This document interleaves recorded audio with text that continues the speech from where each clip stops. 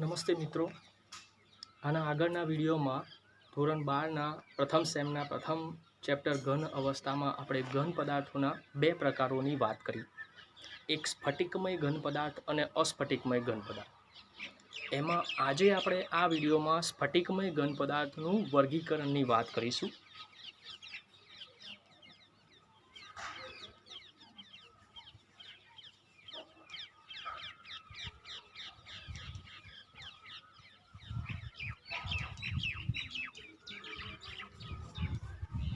સ્ફટિકમય ઘન પદાર્થનું વર્ગીકરણ ચાર પ્રકારે થાય છે. આ સ્ફટિકમય ઘન પદાર્થો એ કયા ચાર પ્રકારના છે, એમાં કયા પાયામાં કયો ઘટક છે, એમાં કયા પ્રકારનું આકર્ષણ બળ છે, એમાં બીજી કઈ વિશિષ્ટતાઓ જોવા મળે છે, એ પ્રમાણે વર્ગીકૃત કરેલા છે. એમાં પહેલો પ્રકાર છે આણ્વીય ઘન પદાર્થો.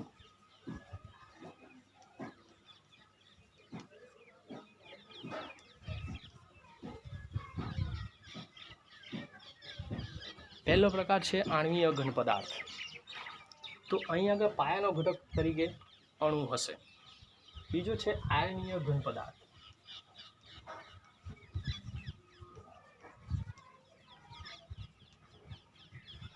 ત્રીજો છે ધાત્વિક અથવા ધાત્વીય ઘન પદાર્થ.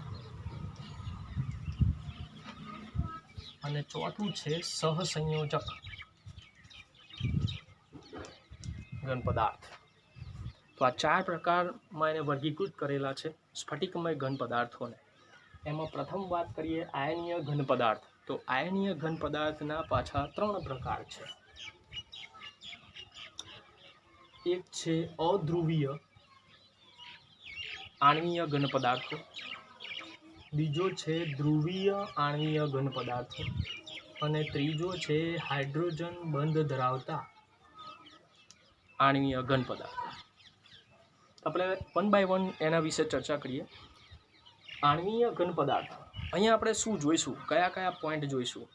તો એક તો પહેલો પોઈન્ટ એ જોઈશું કે પાયામાં કયો ઘટક છે.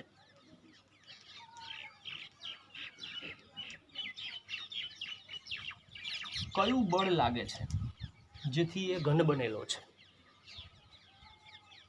ઉદાહરણ જોઈશું.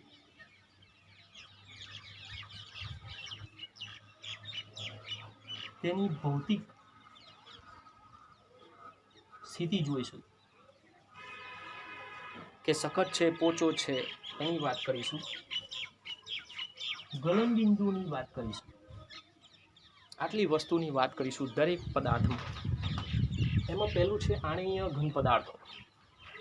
આપણે જાણીએ છીએ કે જ્યારે ઘર બનાવીએ તો ઘર બની ગયા પછી આમ તો એવું કહેવાય કે ઘરનો એક પાયાનો ઘટક છે ઈંટ.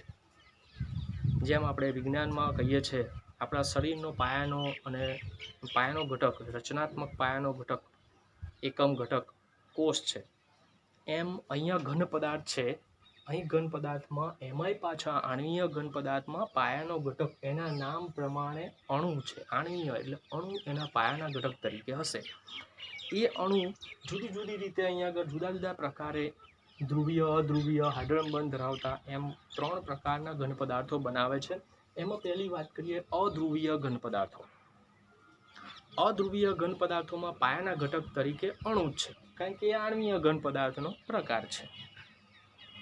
તો પાયામાં કયો ઘટક થયો? અધ્રુવીય ઘન પદાર્થોમાં અણુ. બીજું છે કયું બળ લાગશે?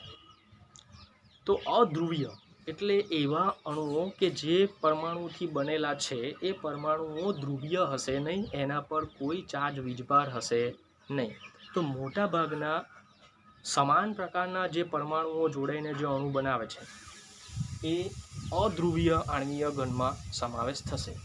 જેમ કે હાઇડ્રોજન એટલે H2, I2, O2, N2, આવા બધા પદાર્થોની વાત થશે. આ બધામાં અણુ બનેલા છે પણ સરખા પ્રકારના પરમાણુના જોડાવાથી બનેલા છે. આ બીજી વાત કરીએ કયું બળ લાગે છે, તો અહીંયા લંડન પ્રકારનું બળ લાગે છે. તો લંડન બળ શું? વાન ડર વાલ્સ આકર્ષણ બળ. તો લંડન બળ એટલે શરૂઆતમાં ઉદાહરણ લઈને આપણે વાત કરીએ H2. તો હાઇડ્રોજનના જ્યારે H2 બનેલો ના હોય ત્યારે પરફેક્ટ જ્યારે એ પર્ટિક્યુલરલી હાઇડ્રોજન પરમાણુ સ્વરૂપે હશે ત્યારે એ ગોળાકાર રચના ધારણ કરતો હશે. માનો કે એ દૂર છે, પહેલાં બંને હાઇડ્રોજન દૂર છે, વ્યવસ્થિત ગોઠવણી છે, ગોળાકાર ગોઠવણી છે, મધ્યમાં પ્રોટોન હશે, આજુબાજુ ઇલેક્ટ્રોન હશે. પણ જ્યારે વાન ડર વાલ્સ આકર્ષણ બળ, આંતરઆણ્વીય આકર્ષણ બળ થઈ શકે એટલા નજીક જ્યારે બંને આવે છે ત્યારે આ બંનેની ગોળાકાર ઇલેક્ટ્રોનીય રચના અથવા એની જે એના પરમાણુની રચના છે એ ખોરવાય છે. ધારો કે આ હાઇડ્રોજન ખોરવાઈને એની જે પ્લસ ને માઇનસની ગોઠવણી છે માનો કે આ રીતના બને છે. અહીંયા પ્લસ, આ બાજુ છેડે માઇનસ ઢળીને એક લંબગોળ આકાર ધારણ કરે છે. ક્યારે આવું થાય છે? જ્યારે આ બંને હાઇડ્રોજન એકબીજાની નજીક વાન ડર વાલ્સ આકર્ષણ બળ થશે એટલા નજીક આવે છે ત્યારે આવું અવસ્થા પ્રાપ્ત થાય છે. ત્યારે આ પણ એની નજીક આવ્યો હશે, એ પણ લંબગોળ બનશે આ રીતના. પણ એમાં જે અવ્યવસ્થિતતા પ્લસ માઇનસની થશે એ આનાથી વિરુદ્ધ પ્રકારની.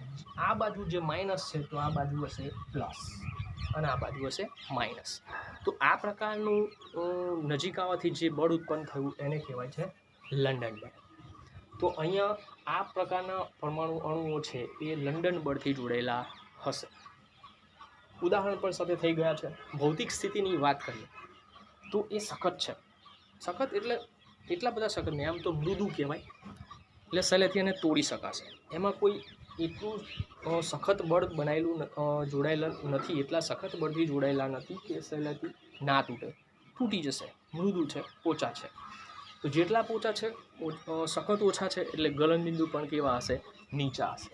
તો આ વાત થઈ અધ્રુવીય આણ્વીય ઘનની. બરાબર. બીજી વાત કરીએ આપણે ધ્રુવીય આણ્વીય. તો ધ્રુવીય આણ્વીય ઘન એ તદ્દન આનાથી વિરુદ્ધના કેરેક્ટરિસ્ટિક ધરાવતા હશે. એક તદ્દન અલગ પ્રકારના એના ગુણધર્મો હશે. જેમ કે ધ્રુવીય આણ્વીય ઘનમાં પાયાનો ઘટક તો આણ્વીય ઘન જ હશે, કારણ કે એ આણ્વીય ઘનનો એક પ્રકાર છે, એક અણુ જ હશે. બળ કયું હશે? તો અહીંયા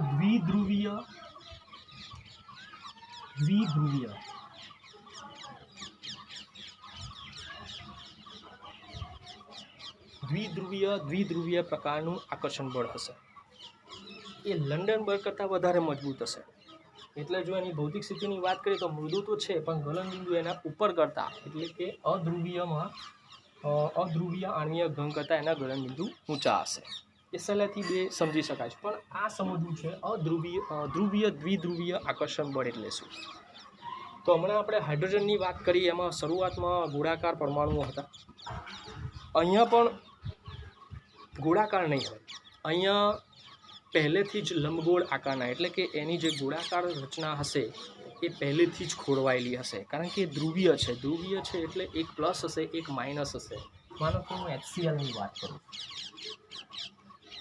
તો HCl છે એ ધ્રુવીય અણુ છે, કારણ કે એમાં H+ અને Cl- છે. તો માનો કે H+ માં આ રીતના ગોઠવાયેલું છે, પ્લસ માઇનસ, કારણ કે પહેલેથી ધ્રુવીય છે એટલે દ્વિધ્રુવીય આકર્ષણ બળ કયું છે? પહેલા દૂર ગોઠવાયેલા છે.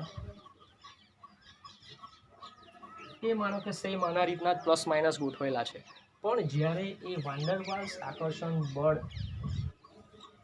અનુભવે એટલા નજીક આવે છે ત્યારે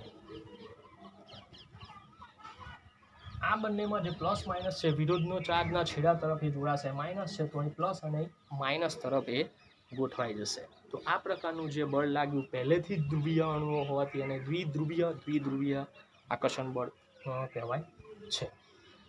અધ્રુવીય અણુઓ છે એ બધા ધ્રુવીય નતા, એમાં મુક્ત ઇલેક્ટ્રોન મુક્ત પરમાણુ હોતા નથી, એટલે વિદ્યુતના અવાહક છે. અહીંયા ધ્રુવીય અણુઓમાં પણ આ જ સ્થિતિ છે, એ પણ વિદ્યુતના અવાહક જ છે. ત્રીજો પ્રકાર વાત કરીએ, હાઇડ્રોજન બંધ ધરાવતા આણ્વીય ઘન.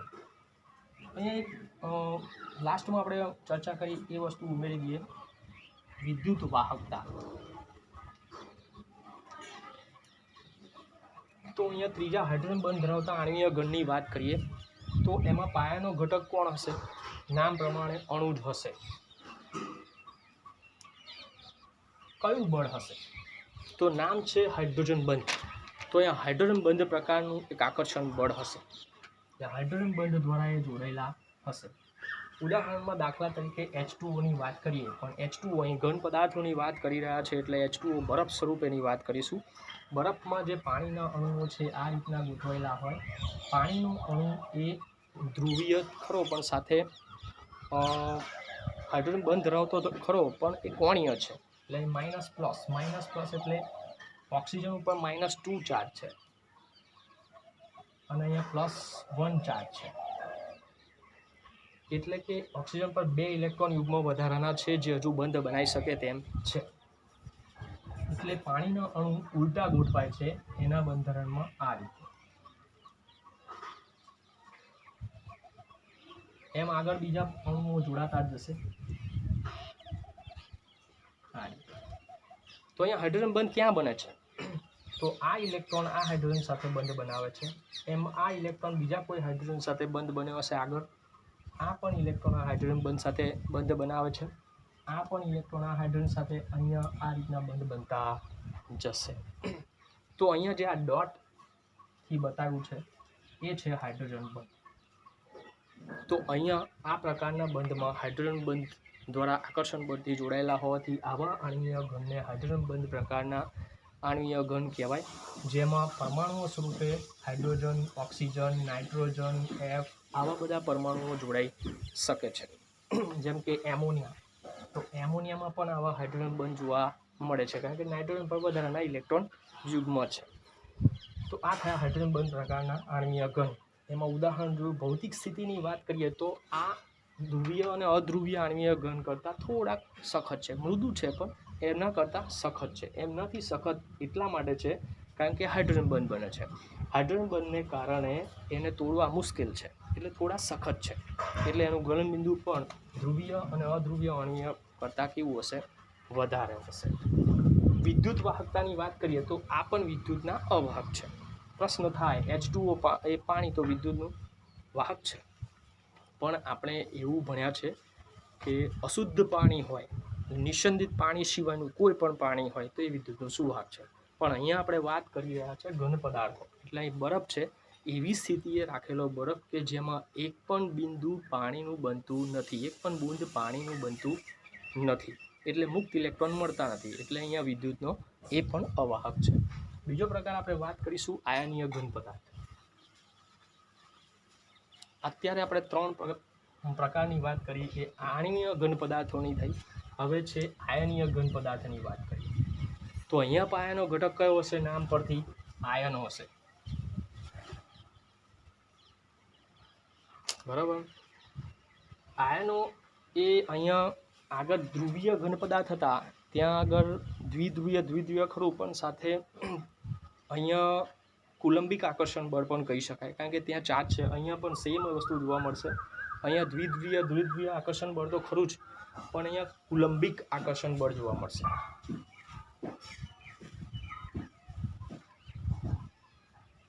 કુલંબિક આકર્ષણ બળ એ ફિઝિક્સમાં આપણે ભણી ગયેલા છે, ઘણું સમજ્યા છે.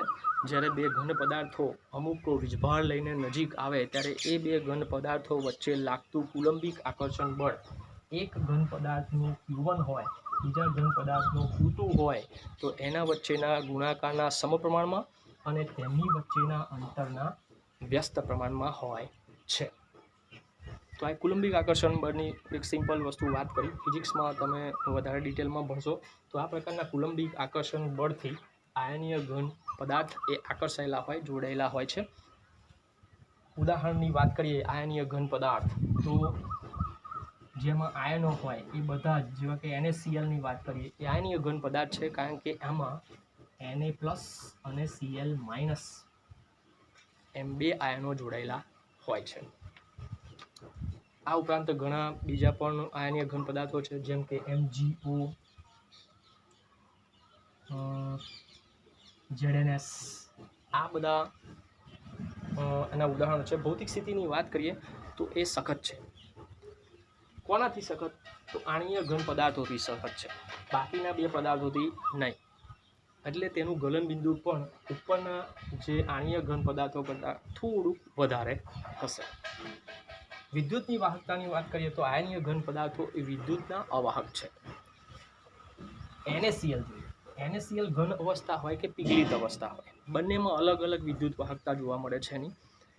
જો ઘન પદાર્થ હોય, ઘન અવસ્થામાં હોય તો એ વિદ્યુતનું અવાહક છે. તમે એને એક સિમ્પલ નાનો પરિપથ રચીને બે છેડા વચ્ચે મીઠાનો ગાંગડો મૂકીને જોઈ શકો છો, એમાં વિદ્યુતનું વહન થતું નથી.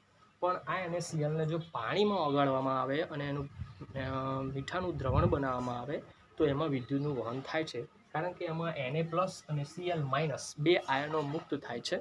એટલે ઇલેક્ટ્રોનની આપલે અથવા આયનોની આપલે વિદ્યુત દ્વારા થાય છે, એટલે વિદ્યુતનું વહન ત્યાં થઈ શકશે. એટલે આયનીય ઘન પદાર્થોમાં આ બધી જ અવસ્થાઓ વિશે વાત થઈ. હવે વાત કરીએ ધાત્વિક ઘન પદાર્થો. તો નામ પરથી એની વાત કરીએ કે તેમાં પાયાનો ઘટક કયો હશે, તો ધાતુ. ધાતુ એ પાયાનો ઘટક હશે. દાખલા તરીકે Cu છે, એલ્યુમિનિયમ છે, પછી ગોલ્ડ છે, સિલ્વર છે. આ બધી ધાતુઓ વિદ્યુતનું વાહક છે, આપણે જાણીએ છીએ. તો કયા પ્રકારનું બળ હશે, ધાત્વિક બળ. એક પ્રકારનો ધાત્વિક બંધ બનેલો હશે, ધાતુ વચ્ચે બંધ બનેલો હશે. એક પ્રકારનો એવો પ્રકારનો બંધ કહેવાય કે એક સમુદ્ર ઇલેક્ટ્રોનનો હોય, એમાં ધન આયનો ગોઠવાયેલા હોય, એ પ્રકારનું આકર્ષણ બળ હશે. કેમ આવું કહીએ છીએ આપણે? માનો કે કોપરનો એક ટુકડો છે, તો એક ટુકડામાં લાખો કરોડોની સંખ્યામાં કોપરના પરમાણુઓ હશે. કોપરના પરમાણુ ક્રમાંકને અનુસાર જેટલો પરમાણુ ક્રમાંક છે એટલો જ એના પ્રોટોન અને ઇલેક્ટ્રોન છે. એટલે ઇલેક્ટ્રોન બહાર કક્ષાઓમાં ગોઠવાયેલા છે, પ્રોટોન વચ્ચે કેન્દ્રિત થયેલા છે. એટલે પ્રોટોન જે છે એ કેન્દ્રમાં કેન્દ્રિત થયેલા હોવાથી એ થોડી જગ્યા રોકે છે. આપણે આગળ ઘણા બધા પરમાણુ નમૂના વિશે ભણી ગયા છે, બોર્ન પરમાણુ નમૂનો, બરાબર. એમાં પણ આ જ વસ્તુ કહેલું હતું કે પ્રોટોન છે, રુથરફોર્ડે એક પ્રયોગ કરેલો, આલ્ફા કણનો મારો કરેલો સોનાના વરખ પર. તો એને જોયેલું કે ઘણા બધા આલ્ફા કિરણો છે, એટલે એક્સ કિરણો એ આરપાર નીકળી જતા હતા. એટલે કેન્દ્રમાં કેન્દ્રિત થયેલો છે, નાનો ભાગ રોકેલો છે. એટલે જ્યારે આવા કોપરના ઘણા બધા પરમાણુ આ ટુકડામાં હશે તો ઇલેક્ટ્રોન ઘણા બધા દેખાશે, કારણ કે એની કક્ષાઓમાં પ્રમાણે ઇલેક્ટ્રોન ગોઠવાયેલા હશે. પણ પ્રોટોન છે એટલા જ હશે, પણ કેન્દ્રમાં ગોઠવાયેલા હોવાથી નાની જગ્યા રોકી હશે. એટલે એક આ પ્રકારે એ ગોઠવાયેલા લાગશે, વચ્ચે પ્લસ પ્લસ, આ ઇલેક્ટ્રોન પ્લસ. તો આ પ્રમાણે એક રચના આપણે કલ્પી શકીએ. એટલે એને એવું કહેવાય છે ઇલેક્ટ્રોન સમુદ્ર નમૂનો. એક ઇલેક્ટ્રોન સમુદ્રમાં ધન આયન ગોઠવાયેલા છે એવા પ્રકારના આકર્ષણ બળથી ધાત્વિક બંધ બનેલો હોય, બરાબર. એવા પ્રકારના બળથી જોડેલો હોય. ઉદાહરણમાં આપણે જોયું કોપર છે, એલ્યુમિનિયમ છે, ગોલ્ડ છે, સિલ્વર છે, આ બધી ધાતુઓ એમાં આવે છે. ભૌતિક સ્થિતિ એની વાત કરીએ તો એ સખત છે, કઠણ છે. આ બધા કરતાં કઠણ છે, આણ્વીય અને આયનીય ઘન કરતાં એ કઠણ છે, એટલે સખત છે. એટલે એનું સખત હોવાથી એનું ગલનબિંદુ પણ કેવું હશે, ઊંચું હશે. વિદ્યુતની વાહકતાની વાત કરીએ તો ધાતુ આયન એ ઘન સ્વરૂપે હોય કે પીગળિત અવસ્થામાં હોય, એ વિદ્યુતનું શું કરે છે, વહન કરે છે. જેમ કે આપણા ઘરમાં વીજ વાહક તાર કોપર, એના થકી વીજળીનું વહન ઘરમાં બધા જ ઇલેક્ટ્રિક સાધનોમાં પહોંચે છે. જો એને પીગાળી દેવામાં આવે, એને ઓગાળીને પ્રવાહી બનાવવામાં આવે તો પણ એ વિદ્યુતનું વહન કરે છે, કારણ કે ઇલેક્ટ્રોન સમુદ્ર નમૂનામાં ધન આયન એ ગોઠવાયેલા છે, મુક્ત સ્વરૂપે આપણને ઇલેક્ટ્રોન મળે છે, એટલે વિદ્યુતનું વહન કરશે. લાસ્ટમાં વાત કરીએ સહસંયોજક ઘન પદાર્થો. સહસંયોજક ઘન પદાર્થમાં પાયાનો ઘટક અણુ જ હશે, કારણ કે સ્ફટિકમય ઘન પદાર્થમાં સહસંયોજક ઘટક તરીકે એક સહસંયોજક બંધ ધરાવતો અણુ હશે, એમ કહી શકીએ. બળ છે સહસંયોજક પ્રકારનું બંધ હશે. સહસંયોજક એટલે ઇલેક્ટ્રોનની ભાગીદારીથી બનેલો બંધ. આવા પ્રકારના આકર્ષણ બળથી એ જોડેલો હશે. ઉદાહરણ જોઈએ સહસંયોજકમાં તો એક સિમ્પલ આપણે આગળ ભણી ચૂક્યા છે, કાર્બનના બે અપર રૂપો, હીરો, ગ્રેફાઇટ. હીરો અને ગ્રેફાઇટ એ બે ખૂબ જ જાણીતાના ઉદાહરણો છે. આ ઉપરાંત કાચ, સિલિકોન, આમાં સમાવેશ થાય છે. ક્વાર્ટઝ, SiO2 જેની વાત કરીએ એનો પણ સમાવેશ થાય છે. પણ અહીંયા આ બે બહુ સમજવા જેવા છે, જેવા કે ગ્રેફાઇટ અને હીરો. આ બંને કાર્બનના વિરુદ્ધ પ્રકારના અપરૂપો છે. જેમ કે હીરાની ભૌતિક સ્થિતિની વાત કરીએ ને તો એ બહુ જ કઠણ છે, એને તોડી નથી શકાતો. કાચને કાપવા માટે હીરાનો ઉપયોગ કરીએ છીએ. એ જ પ્રમાણે ગ્રેફાઇટની ભૌતિક સ્થિતિ વાત કરીએ તો થોડો પોચો છે, મૃદુ છે. આના થકી આ કઠણ હોવાથી એનું ગલનબિંદુ ઊંચું છે, આ પોચો હોવાથી એનું ગલનબિંદુ નીચું છે. એક અપવાદ છે. હીરો એક પ્રકારનો અપવાદ છે. આ વિદ્યુતના વાહકતાની વાત કરીએ તો હીરામાંથી વિદ્યુતનું વહન થતું નથી, પણ અપવાદ રૂપે વિદ્યુતનું વહન ગ્રેફાઇટમાં થાય છે. આપણે આગળ ભણી ચૂક્યા છે કે ગ્રેફાઇટના સળિયામાં પેન્સિલની વચ્ચે રહેલી સળી એ ગ્રેફાઇટનો સળિયો છે. એને જો તમે એક નાના પરિપથમાં વચ્ચે મૂકો છો તો વિદ્યુતનું વહન થાય છે, એટલે વિદ્યુતનું વહન કરે છે. તો આ થયા સ્ફટિકમય ઘન પદાર્થનું વર્ગીકરણ. એના 4 પ્રકારે વર્ગીકૃત કર્યા. ચારેયમાં પાછા આણ્વીય ઘન પદાર્થોના 3 પ્રકાર જોયા. એટલે આ પ્રકારે એને વર્ગીકૃત કરી શકીએ છીએ. આપણા રોજિંદા જીવનમાં આ 4 પ્રકારના ઘન પદાર્થોના સંપર્કમાં આપણે આવતા હોય છે. હવે પછીના વિડીયોમાં આપણે સ્ફટિક લેટિસની રચના વિશે વાત કરીશું. આભાર.